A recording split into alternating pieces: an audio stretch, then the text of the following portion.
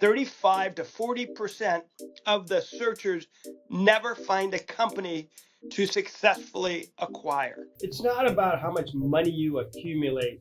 It's truly about being engaged and being smart and being stimulated and being inspired. Warren surrounds himself with interesting people. And I think that is one of the single biggest takeaways from my life. Who are we surrounding ourselves? Where are we getting our energy? Are you able to identify the right kind of companies at the right price in which to acquire that company? Again, built into, and I keep calling it a playbook, but built into this strategy is this formal way of getting to know the jockey before you have to make an investment. Good morning, everyone. Welcome to another episode of the Tech Leaders Playbook. We have a special guest today, Jon Staenberg. Jon is a three-time Stanford grad, founder of Agate Hound Fund, an early-stage investor with passion for people that make ideas work. From Omaha to Argentina, from tech in Pacific Northwest to vineyards in South America, Jon has carved out unconventional and inspiring path through the world of entrepreneurship, investing, intentional living. Let's dive in, Jon. Thank you and welcome. So glad to be here. It's going to be fun. Jon, I was really excited to have you on the show. And we specifically, last time we spoke, we talked about the search fund. And I told you, after all these years of investing in VC funds and, private equity and angel investing, I didn't know much about it. So I learned a ton. So we'll dive into that, later. But let's start with your early grit, quirky detours and untraditional paths to investing. You grew up in Omaha, right? And you started working at age 8. I did. Tell me about that. My father was very entrepreneurial and innovative. He was one of the first, if not the first person in Omaha to create what are now commonly called garden apartments. And it's basically the concept is you have a common area and you have apartments around it. You have a pool and a clubhouse. And no one had done that before. He was such a hard worker and so creative and just had a gift. And, he got his PhD from the University of Texas in economics. So also very educated person, but he combined that with entrepreneurialism. And if you think about that as a model for me, it's exactly what I'm doing today. I didn't know it at the time, but we did have dinner table conversations about business. And he, sure enough, put me to work at 8 years old. I was picking weeds at the garden apartments. That was called Pacific Gardens, actually. And I don't think I've ever stopped working since then. Didn't love it. Omaha summers can be a little humid and a little hot. Mm-hmm. But then in the winters, we get lots of snow. It can be really cold. And I was out with the snow blower and shoveling snow. And that was also part of my duties. But yeah, I started early and I'm grateful that I did. How did working at 8 years old, how did that shape your approach to business and risk? Well, I think in so many ways, honestly, it gave me a complete appreciation for a day of hard work, the value of hard work. It humbles you. It makes you not afraid in any situation to pitch in. You're not above anything. You're part of everything. And so I think that, I didn't know it at the time, and I'm sure I was grumpy about it. But I didn't know how important that would be. It feels to me, and this might be the grumpy old man, it feels to me like kids today have kind of lost that. And I don't think that bodes well necessarily for the U.S. future workforce.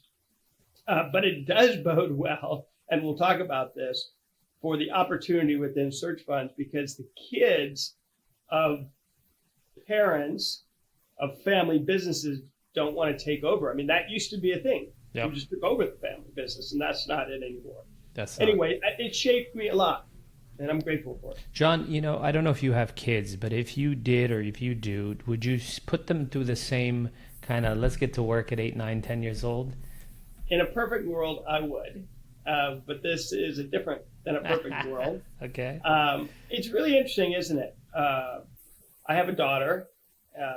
She did not go to work at 8 years old. And we're still struggling with, hey, this is really valuable and something you should do, but her friends aren't doing it. Yeah. Right? And that's the problem. My friends were working too. It wasn't just me out there. Sure. Right? And well, it was the norm. It was the norm. That's exactly right. And honestly, you mentioned I went to Stanford 3 times. The expectation was I was going to work the whole time I was at Stanford. And by the way, that by forcing me to do that gave me an appreciation for the cost of going to an expensive school, even back then, right? It's even more expensive today. But also, whenever I knew I had to work, I got creative about the work I was going to do because I wanted to do something that was satisfying and fulfilling and interesting. So even sorry if we go too deep on this, but I remember in 6th grade, a job came up to be a cashier at the school lunch. So I'm the kid that took the 35 cents, I think it was, right? And I had to make change all day long for people. But I also fed it into my love of coin collecting at the time. And I would very quickly be able to recognize the valuable coins and put those aside and substitute. So at Stanford, where I had to work, I said, okay, well, what am I going to do that's interesting but still contributes? And so I became an RA. Yeah. In fact, I'm one of the most tenured RAs, I think, in the history of the school because I did it in 4 different dorms. Oh my God. And for me, it was great, right? I got a nicer room. I got my room and board paid for, so I contributed. But it was also something that was really interesting. And even today, as an RA, what do? You create community, you create events. Even today, I have 4 events in the next 10 days that I'm putting on. You're like an RA. You're a professional RA. It's a little camp for everybody. I love it. Yeah, for me, it's complete opposite, John. My daughter, we can't stop her from working. She's 16 years old, and she's, we can't take summer vacations because she's got an internship and she's got this and she's got this job. And I'm like, sweetheart, slow down and enjoy it. Let's go on some trips, and I always get a kick out of that. But I like it. I do want her to be a kid, and I want her to enjoy those kind of carefree years and focused on her education. But otherwise, I like it, Well, it's an interesting time, isn't it? And we'll talk about this, I assume. Yeah. With AI democratizing the ascension of people around the world and learning. And the notion, as someone said, this is not my original thought, the notion of working hard to get ahead may change. I mean, you're still going to have to work hard, but that's not by itself going to be enough going forward because we have so many tools available to us. Yeah. Working smarter, as they say. Absolutely. So it's an interesting moment, but the thing about working early is you understand you're accountable and responsible and you got to show up. Yep. And just because you have a head cold or a stuffy nose doesn't mean you don't show up, right? Exactly. That's the key. Let's talk a little bit about Warren Buffett's influence. I'm sure he was the legend back then too. I'm sure growing up. Actually, he wasn't. No? That's the interesting thing. A number of people, it only came out after Warren became Warren, I say. Parents of my friends had invested in Berkshire and never sold and obviously did amazingly well, but nobody changed their life that I'm aware of because of it. And that's the Omaha way, and that's the Warren way. Warren still lives in the same house. Wow. It's not about how much money you accumulate. It's truly about being engaged and being smart and being stimulated and being inspired, and which again is why I'm doing what I'm doing. But Warren, I still read his annual reports. I still listen to some recordings. I'm watching right now, for example, a documentary on Katharine Graham from the Washington Post. Yes. And it's incredible if you get a chance to watch it. And Warren had an amazing relationship with her. And they taught each other. And Warren surrounds himself with interesting people. And I think that is one of the single biggest takeaways from my life. Who are we surrounding ourselves? Where are we getting our energy? Absolutely. I mean, you can talk all you want about his investing prowess, and he certainly has influenced in a great amount the thing I'm doing with search funds right now and entrepreneurship through acquisition. And his wisdom is so consistent. And he's doing this at 94, 95 years old. Unbelievable. It's remarkable. No and fads. That is a life well lived. No fads, no BS, no ego. If I'm correct, Katharine Graham's husband died, and she had to take over the Washington Post. Correct? 100% correct. He died quite young. Yes. He had some mental illness. Yes. And unfortunately killed himself. Yes. But she walked into a man's world. Mm-hmm. For her first year, she hardly said a thing. Wow. Meaning she listened. Smart. And then over time got more comfortable, and people saw her greatness. Wow. So it's very inspiring. I mean, talk about a hard worker. And she was a mom. She was a single mom. Yeah. Yeah. So, and she didn't have to work hard. She was quite wealthy. Family was wealthy. Correct. She was wealthy. She didn't even have to work. Wow. But again, interestingly, she wanted that to pass on to her kids. Yeah. So that was a different mindset then. Yep. That's awesome. Let's talk a little bit about Stanford startups and your early ventures and the role of luck and or intention in career moves. You earned a bachelor's degree, a master's, and an MBA from Stanford, and launched 2 companies while there. What did that experience teach you, and what can you teach us about that experience? Fail early, fail often. Okay. I mean, it's, and I don't mean fail often, but what I mean is learn. If I'm not afraid of taking a left at Albuquerque. I'm not afraid of going down to Argentina with no intention of buying a vineyard and starting a wine business and just doing it.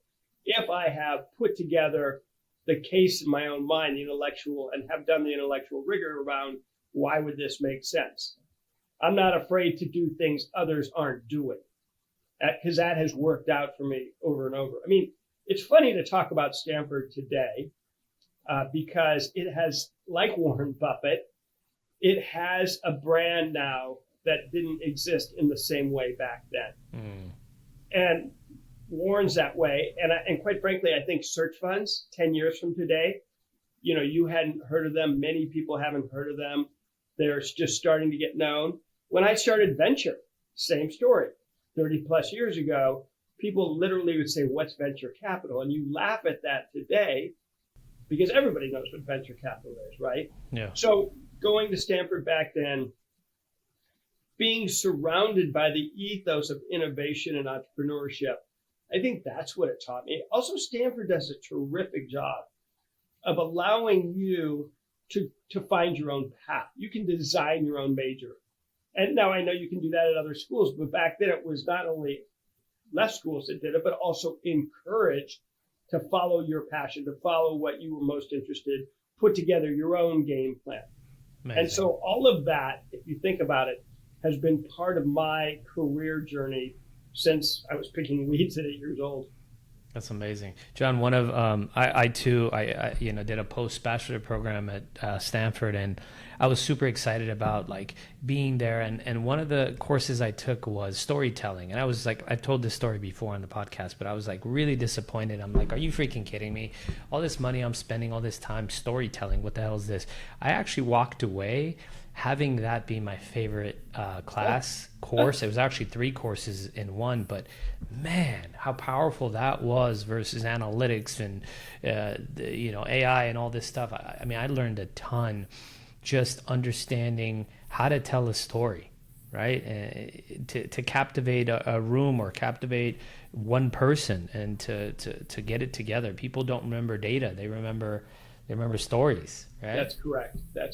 And a great huge storyteller can captivate an audience and sell to an audience in a way that data by itself never will. Yeah, definitely. Let's talk about the search fund opportunity, right? This is a best kept secret in investing. Why are you betting big on this? What exactly is a search fund? How does ETA, entrepreneurship through acquisition work and all that? Yeah, great question. It is a good it is a good secret, but it's getting out. With social media and people like Cody Sanchez out there kind of touting you should go buy a business, it's definitely changed the game. And a lot of people say, oh, search funds, I've kind of heard about this, but not sure. And so at a high level, what a search fund is someone going out and searching to acquire a business to then go run. But it is the particular strategy, this ETA, entrepreneurship through acquisition, that strategy, as it's taught at the business schools, is really a very detailed, formal playbook on how to, and training on how to go do this and to do it successfully. Buying a small business is messy. It's hard. So what ETA, what the search fund model does, it takes away much of the risk of buying a company and puts in place the guardrails for being successful. So what do I mean by that? Well, anybody can go buy a small business, right? But have you been trained on how to approach a seller? Are you trained on what appropriate amount of leverage is or how to talk to the banks? Are you trained on how to do an M&A process, run an M&A process? Are you able to identify the right kind of companies at the right price in which to acquire that company? Are you surrounded by mentors, coaches, trainers, teachers to help you through this whole process? And I'm asking all these questions because that's what the Search Fund Playbook provides. So if I'm going to Stanford Business School, I literally can take a detailed class on how to do this. It is at Stanford and Harvard and other top business schools. It is one of the most popular, if not the most popular class at these schools. I bet. And what's amazing about it is we get to invest in the people who are teaching the class because they have funds. So imagine the teacher at Stanford in computer science that gets to pick their best students and invest in them. Well, that's an unbelievable sourcing advantage, Oh yeah. sourcing the jockey, if you will. And so now I zoom back out and I say, why is this such an incredible, as you mentioned, the Stanford study has shown that over 40 years, it's averaged 35% net returns. Wow. Let's be really clear. It cannot scale because of this formal playbook. And so that's on a pretty small amount of, I think the total invested to date is over those 40 some years, $3 billion. I mean, it's, Okay. I was just reading some fund just raised $5 billion in venture, one fund. Sure. So in the history of search, I mean, we're talking. So why is it not scalable, John? What stops it from being scalable? Many things, actually. Number one, the people who are investing in search truly add value. They truly are doing all this mentoring, coaching, assisting that I was talking about. They truly are rolling up their sleeves and so active with the searchers. That's not, you can't clone yourself to be on 25 boards. You can do 6, 7 boards maybe. So that's part of it. The other piece of it is the funds that we invest in are not big funds. They're $50 to $150 million. Again, because it's not scalable when you're getting so involved. And then a lot of funds don't want to do this because, as you know, funds get paid in two ways generally. One is the annual management fee, and one is carry after profits are returned. If you're getting paid on a management fee of assets under management, and you only have a $50, $100 million fund, and that's small compared to venture and hedge funds, and blah, blah, blah, then it's some people don't think it's worth it. The For me, too small, the 20 small is basically why it's hard to scale. that's part of it for sure. I mean, the 20, just again, on the underlying assets under management, it ends up being smaller than a lot of these guys and gals want to do. So that's why it doesn't scale. And by the way, there's only so many top business schools by definition. And we only invest in the people coming out of those schools. So our playbook is super niche. One professor says there's riches in the niches. And I love that expression. And that's the other thing. It's a really hard thing to do. Something like 35 to 40% of the searchers never find a company to successfully acquire. So you coming out of Harvard Business School, you could go get a job at JP Morgan or a consulting firm or a big tech and make, $250,000 to $500,000 your first year out. Here, you say, I'm going to go raise a little money to spend my next 2 years looking for a company to buy. I'm going to pay myself $120,000, $130,000. So under what I could do. And after 2 years, I may not even have successfully acquired. Wow. And I got to start. So it's not for the faint of heart. It's really hard, but it is a great path to being an entrepreneur if that's what you want to do. And then, John, from my understanding too, it's you're not, most of the time you're not investing in tech companies. It's more traditional. I don't want to say mom and pop, but these are physical. Mom and pop. I mean, HVAC, air conditioning, right? Right. Guys plumbing. in trucks. Yeah, absolutely. Wow. And what's really fun for me at this moment in time is AI's, in my humble opinion, going to be way more disruptive than people understand. And yet, the HVAC, the plumber, they're not going to be disrupted by that anytime soon. And yet, those jobs, as you know, if you own your house or have to repair things, there are less and less people who do those, and the costs of doing those things have gone up. Of course. So, and again, we go back to the fact that the kids don't want to take over the family business. Yeah. And so the opportunity with the baby boomers all getting older is that there's more businesses than ever from the history of time that are going onto the market now. So not only has it performed for 40 years, but you add in this demographic boom and you add on AI, where the tech savvy 34-year-old coming out of business school says, oh my gosh, we're still using fax machines. We're still using Excel spreadsheets. We're using pen and paper. Yeah. What are we doing? And says, here are 10 things we can do to improve our back office, our sales, our follow-up, Sure. et cetera, et cetera. And so that's what makes this such an interesting time. But it is these $2 to $5 million EBITDA businesses. Okay.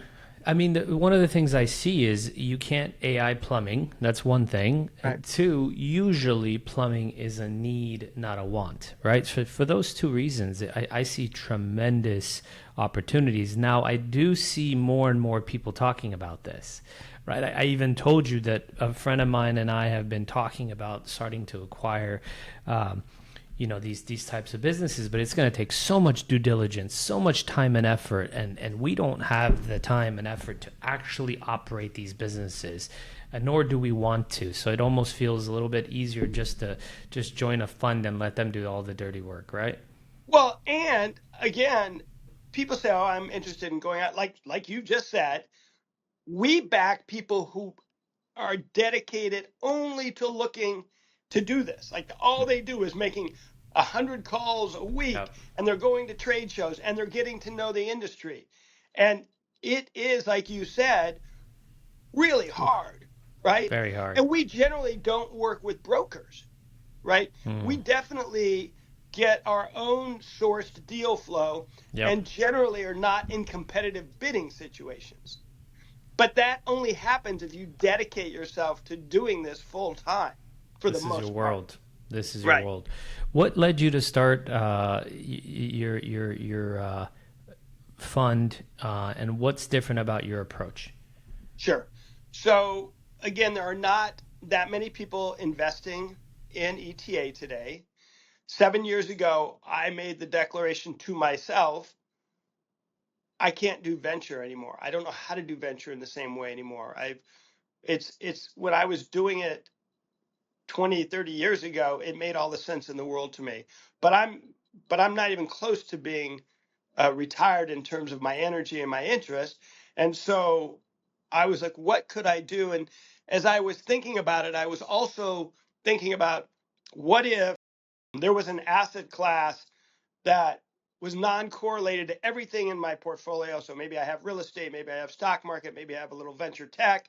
But what if it's something non-correlated, meaning if those go up or down, it doesn't impact this? And what if it had historically high returns, it never had a down year? What if? And then I go and I remember that search was invented at Stanford Business School. And I went back and saw my professor who invented it. And we had a really amazing talk. And he, by the way, Irv Grousbeck, is like Warren Buffett, very similar, 86 years old, still teaching, Wow. full of wisdom. And he really is the one who invented this. And I said, Irv, I've now been going to the search fund conferences and I put a toe in the water and I've invested a little bit, but I don't offer the same value to the searchers as the people who are teaching the class who have successfully done a search and exited. But Sure. I want to be involved. I see this just like venture was 40 years ago.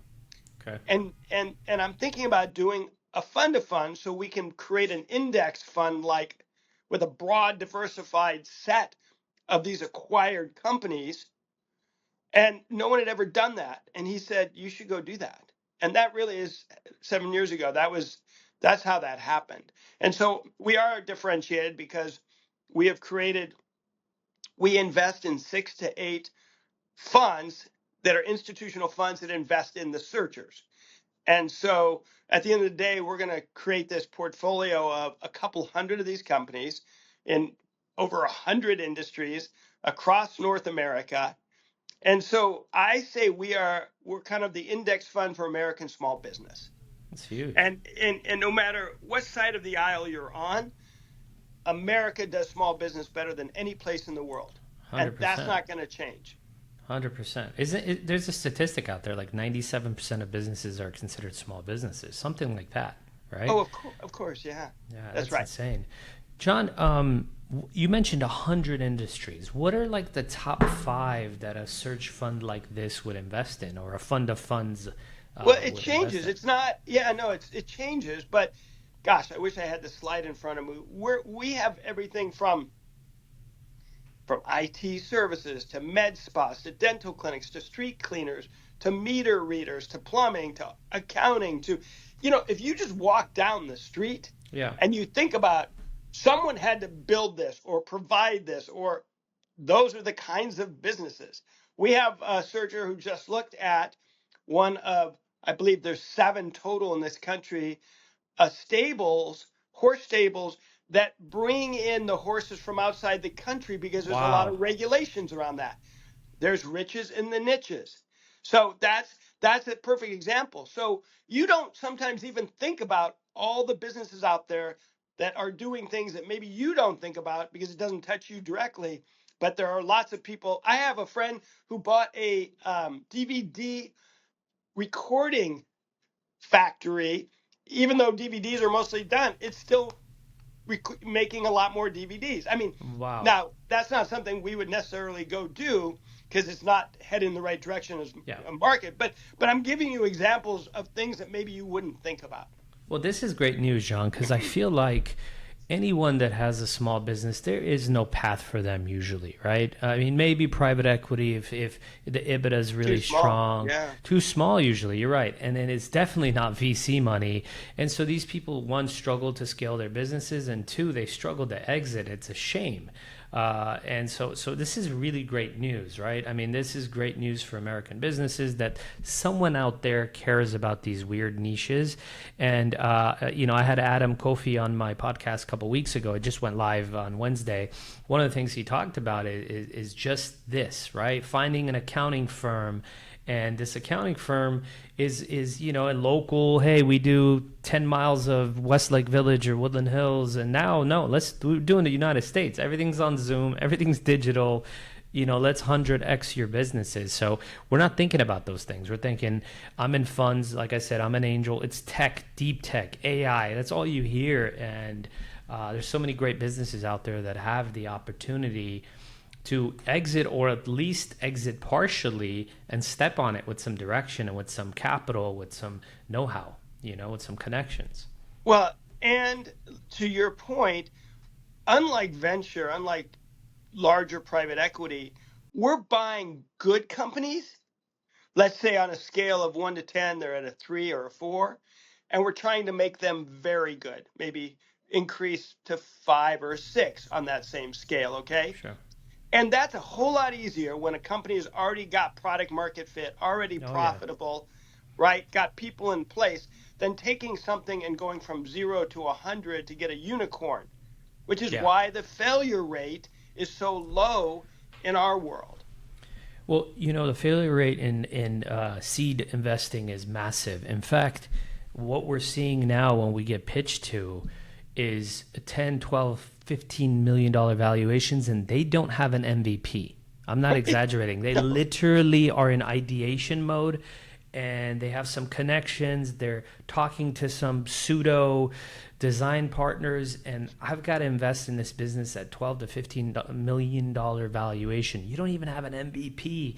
So to imagine to go from that to saying, hey, we're buying a company for $5 million and it's done $1 million EBITDA for the last 3-4 years, and it's a great business, and we can scale it and double and triple up like that. I mean, that's huge. Well, the other piece is that because we're buying in the messy small end of the market, our average entry price is 4.5 times EBITDA. Mm-hmm. But when we get it to a better place, when we've grown it a little bit, of course, private equity will pay 10 times EBITDA. Course. Especially if you start bolting on, right? You've got some bolt-on effect, I'm sure. That's right. It's huge. That's amazing. So it's a really elegant model, but it is a full model, and that's what most people don't fully appreciate, the amount of thought that has gone into refining it. Jon, how do you evaluate great operators and strong acquisition opportunities? Like, what are the things that you look for? Because you mentioned some of these folks are taking 2 years to find the right company to acquire, and they don't even have it. What do you look for?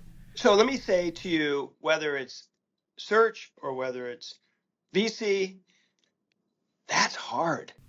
My joke is that, a venture capitalist's favorite deal, it's the one they did last. It's like, oh, I'm really pumped about this one, right? It's the shiny object. And so I want to answer your question by saying, built into this playbook that I keep talking about are ways to identify both great companies and great CEO leaders. So what do I mean by that? Well, we don't buy, I'll start on the company side.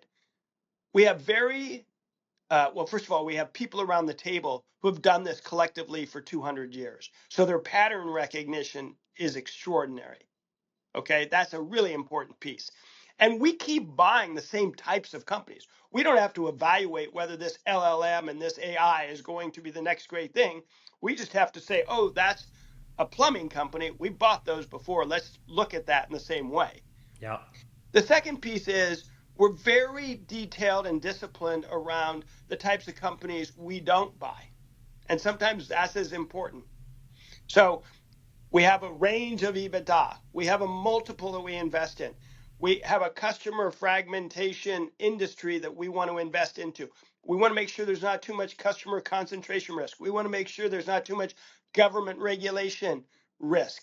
And so we have a list of criteria which allows us to be in a broad set of industries, but still make sure that we're following the discipline of selecting the right companies.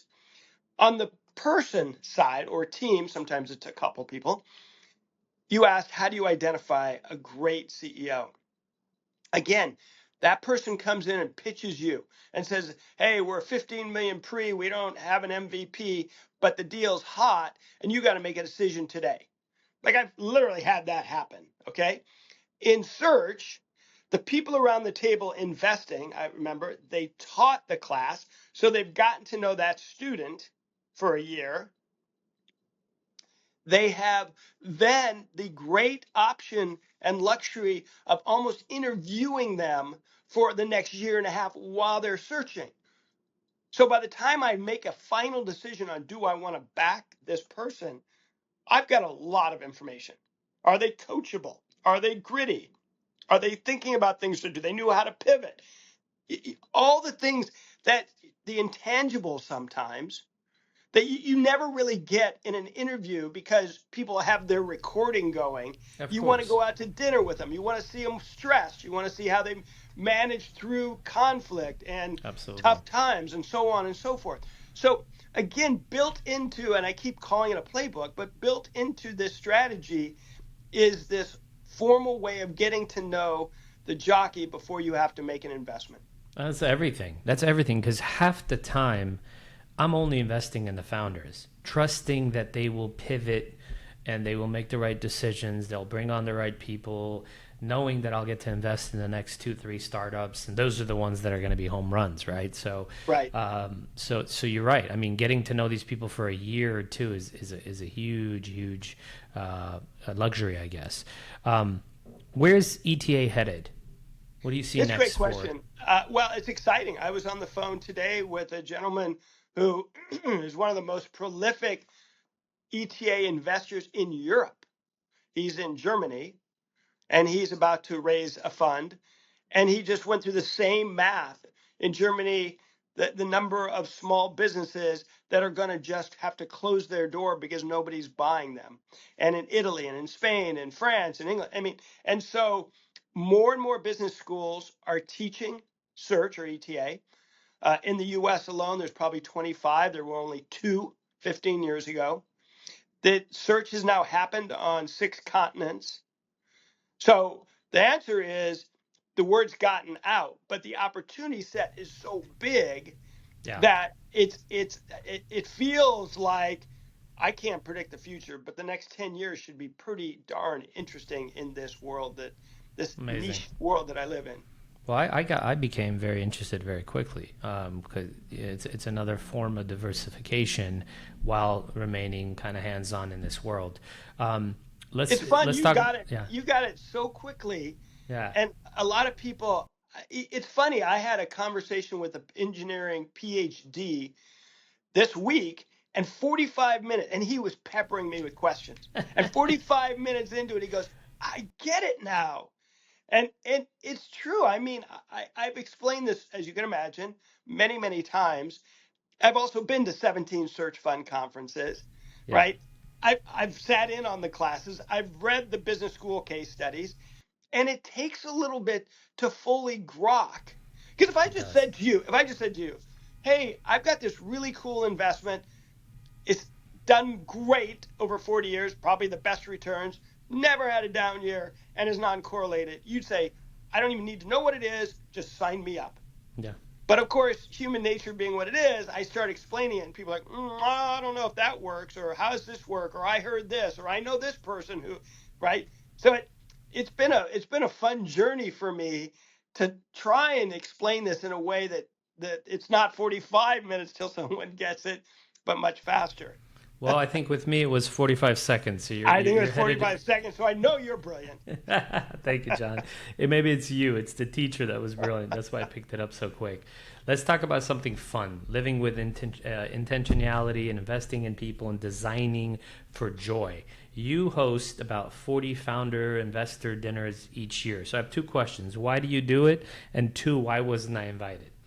You are always invited. I have 4 coming up in the next 10 days. Great. And, early on, for whatever reason, I think we talked about this earlier. I was an RA in school. and I was creating gatherings then. But early on, I decided one of my superpowers is around community gathering and building. And that, everyone says, hey, if I can ever introduce you to someone, or, let me see how I can be. Well, I committed early to LinkedIn. And before LinkedIn, there was a product called PackRat. And I committed early to try and create a network of people that could be helpful to each other. And so, I've been doing these dinners. I've done over 1,000 of these dinners around the country. And I do it, and people say, why do you do it? I have a friend who constantly says, why are you doing this again? Because it takes time and effort and money and resources. And I do it because good things happen. Always. Companies get funded. Marriages have been created. Wow. Ideation has been shared. A lot of good things happen when you bring good people together. Agreed. And we try and curate these knowing who's going to be a good participant, an active participant, a sharing participant, people of integrity. And we don't always get that right, but for the vast majority of the times, we do get it right and good things happen. That's amazing, John. Where are these at? Well, Seattle, where I live, and then San Francisco. And if people ask us to do them, and I've done them from LA to New York, all over the place, Austin. But we're very active in the Bay Area because I went to school there and have a lot of friends there and family there. And so, we're still doing them, and people seem to still enjoy them. And it sounds amazing.